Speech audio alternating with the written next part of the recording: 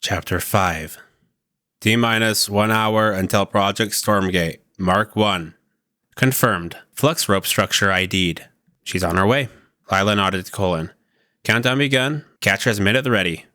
6 months ago, after the memory of Marilyn gave Colin his answer that night in the cryo chamber, he immediately coordinated with the full Sigma space divisions to keep watch on the sun. As they waited for news, the team at Sigma Polar completely overhauled the artifact chamber one last time. Thick cabling connected it to the surface, now dotted with an array of solar panels and colon capacitors. Invented as a byproduct of his rushed research to meet this new deadline, colon capacitors and batteries were now being instituted across Sigma facilities the world over, the most efficient and effective energy delivery systems ever devised. Of course, Colin didn't broadcast how much of his breakthrough thinking arrived through analysis of the artifacts and their advanced technology, a bootstrap from an advanced civilization.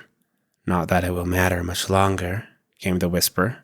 For Colin and his whisperer, that breakthrough was merely a prologue to the main event. It was a recommissioned NASA Stereo Satellite Observatory that first detected the ICME, an interplanetary coronal mass ejection. This massive wave of plasma energy and the magnetic flux ejected by the chaotic engine of the sun was headed for Earth. As he had once told Marilyn, a cosmic conflict would be briefly fought when the solar cloud met with Earth's magnetosphere. They had 2 days' notice as it traveled thousands of miles per second on an inevitable collision course with the planet.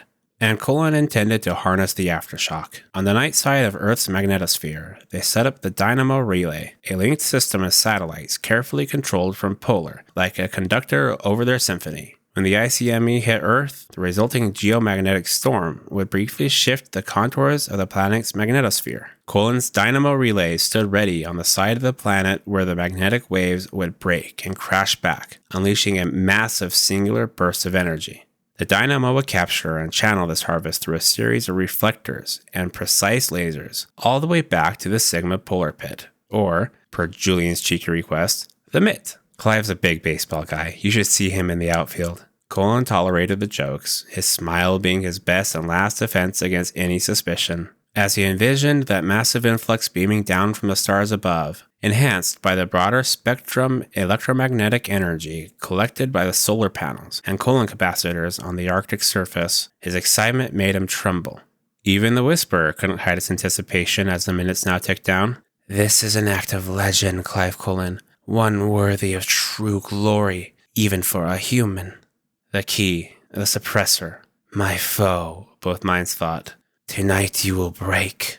I'm going to check on Amara, Lila said as she stepped away from the control panel. I'll be back in time. Colin waved her off with a grunt. He couldn't be distracted now. No one else was needed. By his hand alone would this great task be completed.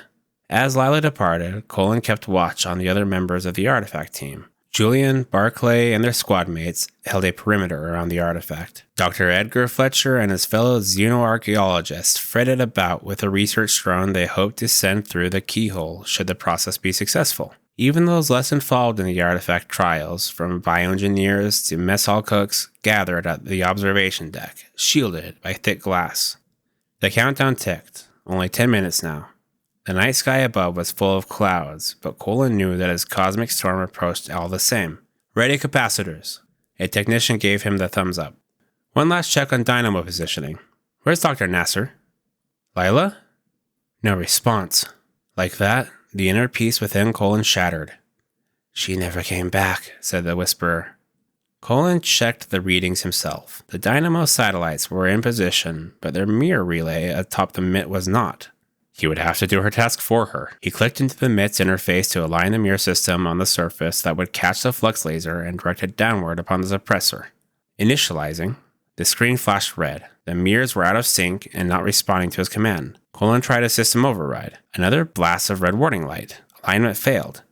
We've been locked out of the system. His mind raced. The Whisperer focused him.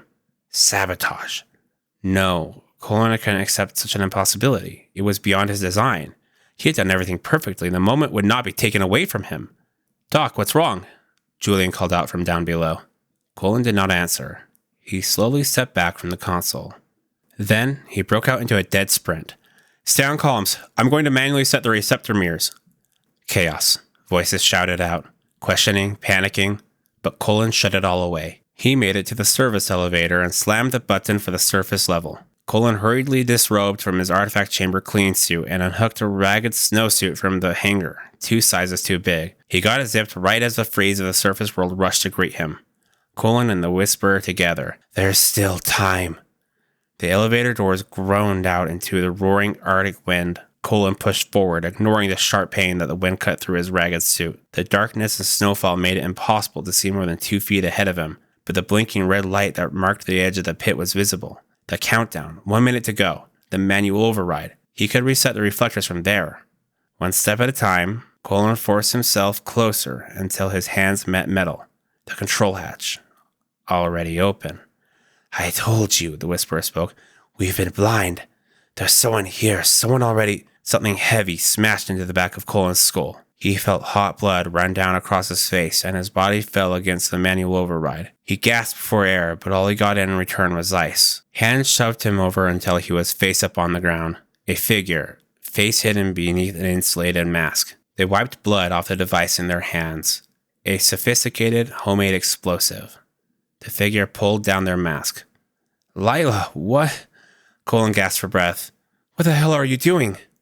You think no one can see it what you're really doing. But I did, Clive. And before you die, I want you to know. Marilyn would have seen it too.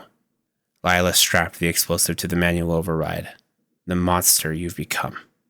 Colin tried to speak, but he found no words, so the Whisperer spoke for him, taking control of his voice, its alien vibrations rattling through his vocal cords. What are you? Who do you serve? The power of the Whisperer filled Colin's body with unnatural resolve. He shoved off the ground and tackled Lila. It was the Whisperer who put his hands around her neck, who squeezed as hard as his body could. It wasn't him. It couldn't be. I'm not a monster. Spittle flecked and froze on Lila's face as Colin strangled her.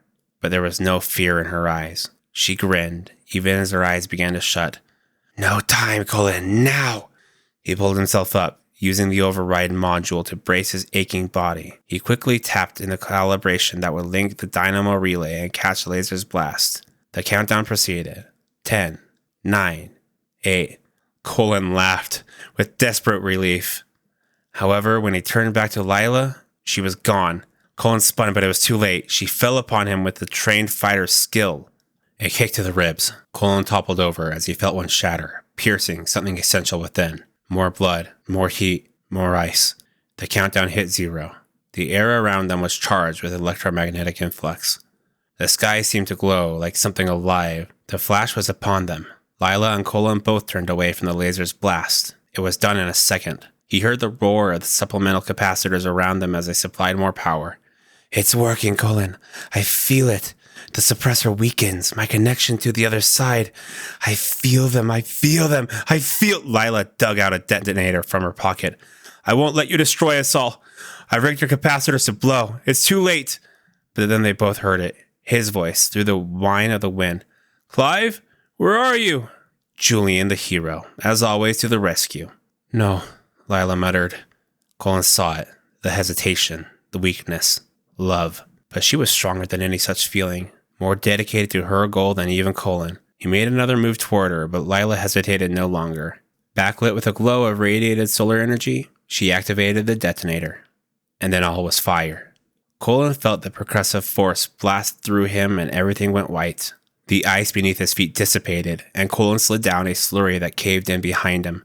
He tried to open his eyes, but all remained dark, buried, caught between life and death. But that cold, a deep cold leaking through his charred snowsuit, seeping into his bones. Another set of hands found him and pulled him free, lifting Colin back into the light.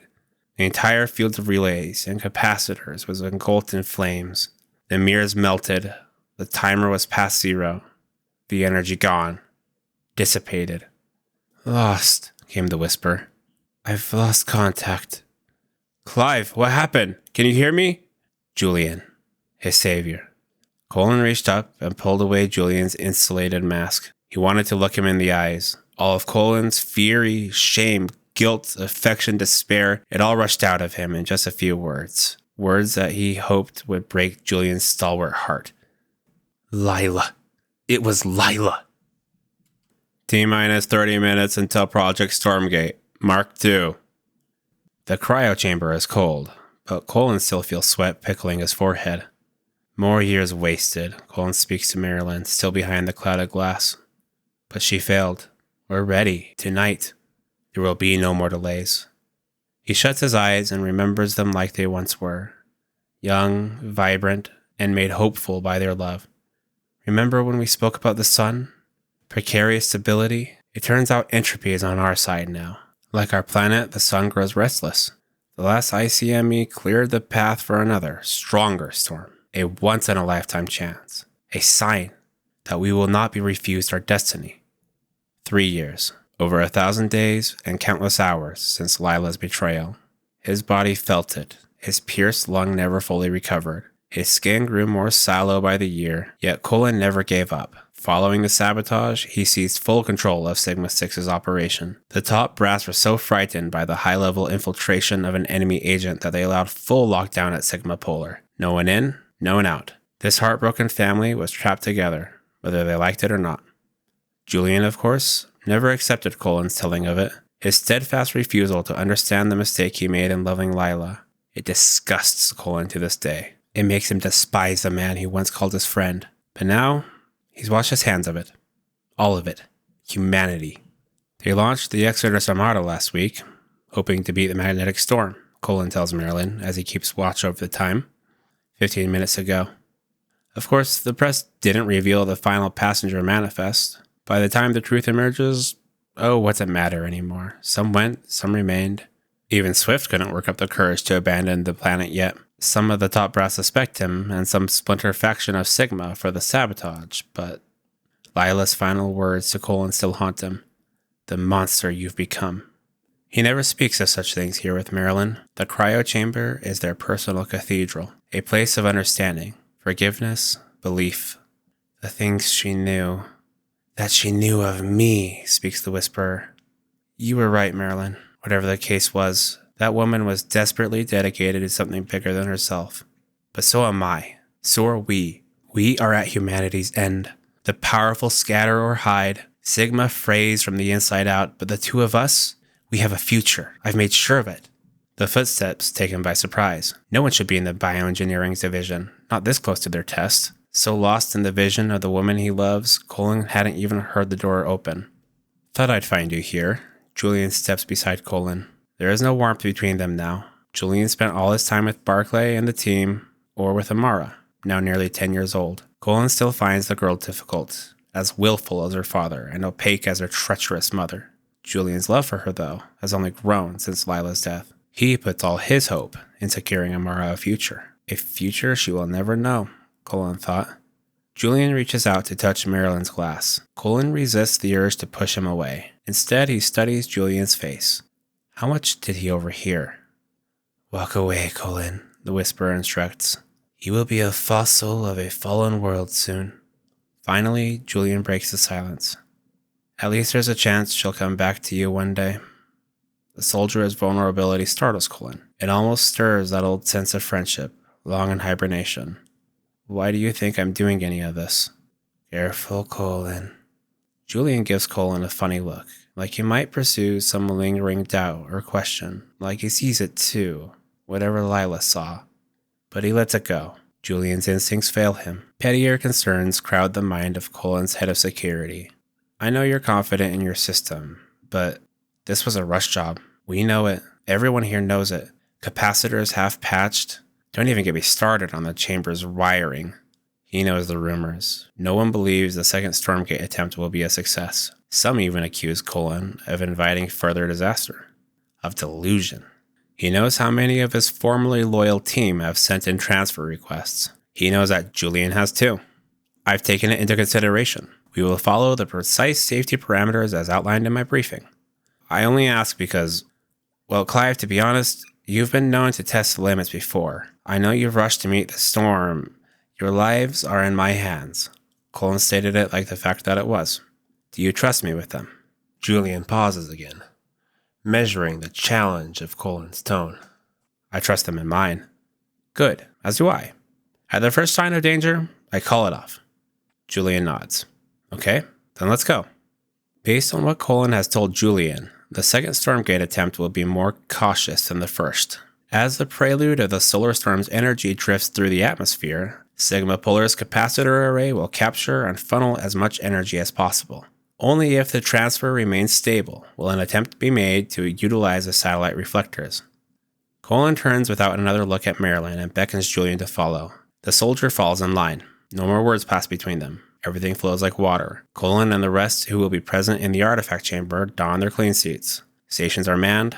Fletcher and the other xenoarchaeologists once more prepare their exploratory drone. The aurora swirls and intensifies due to the high charge of electromagnetism in approach. Julian crosses the room to check on his team, placing a hand on Major Barclay's shoulder. So what do you think, Blockade? Red skies at night, sailor's delight? Barclay whistles at the sight. Looks like a freshman's field of vision on his first batch of shrooms. Remember those days, Hawk? As the tight pack of soldiers chuckle, Colin swallows his distaste of the military juvenilia. In the wake of Lila's sabotage, the security forces at Sigma 6 had begun calling one another under call signs devised by Julian. He claimed it boosted the team's morale. Colin could care less. Childish nicknames dressed up in soldier's garb. The whisper snickers within Colin's mind. Don't be jealous, Colin. A good war party should always be dressed for battle. Annoyance, jealousy, whatever it was. Colin clears all of it from his senses. He wants to be in this moment, pure and unadulterated. Major Barclay, he instructs, ignoring the man's preferred moniker. Get topside. Keep your eyes on the capacitor gauges. Ever the good soldier, Barclay salutes and marches off, another piece removed from the board. As the timer reaches 10 minutes to spare, Colin begins the final process. The Colin capacitors are activated. The team keeps careful watch of the fluctuating energy levels. We're at half efficiency so far, Fletcher reports. Dr. Colin, I don't know if our repairs to the array have been sufficient. Colin just holds up a hand. Patience. Julian watches him like a hawk, but Colin directs his focus upon the suppressor. He pictures its destruction. He imagines the aftermath. He tries to dream up a portrait of the portal in his mind.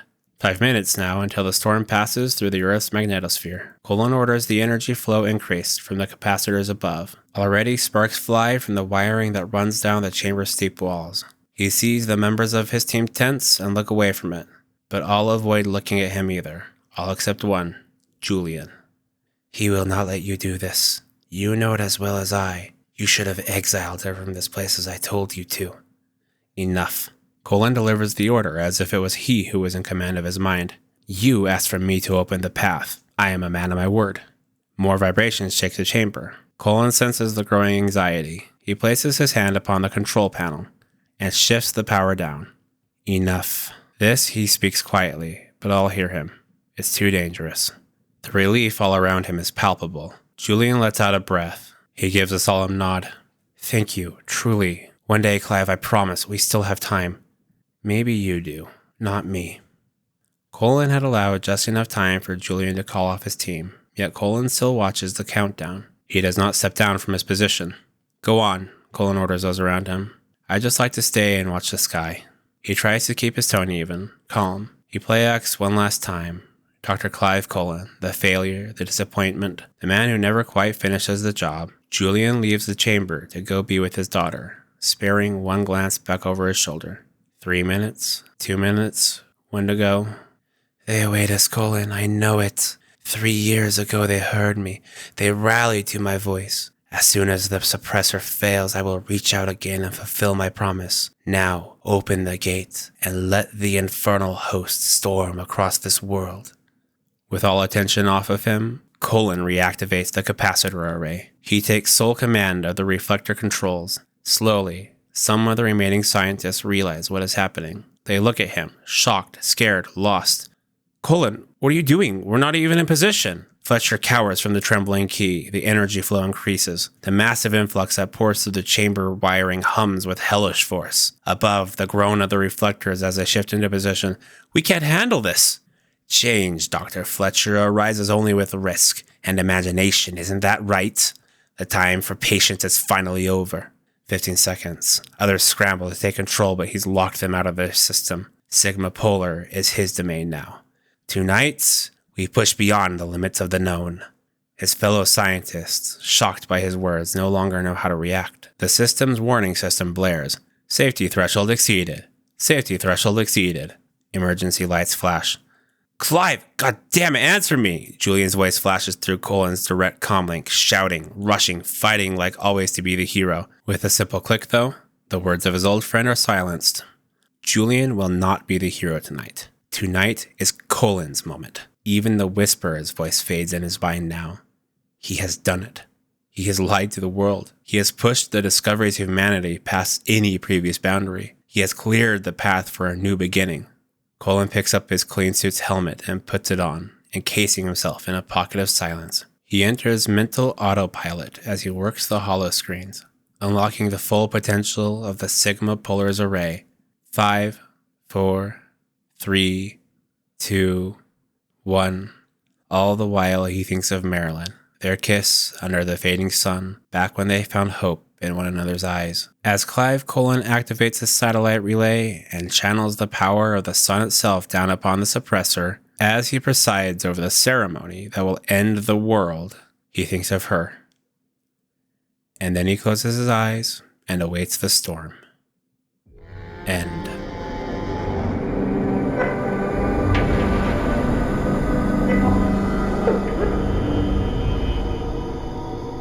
Thank you for listening to this fan production of Stormgate Beyond the Brink, an eNovella by Jack Bentele. And a huge thank you to Frost Giant Studios.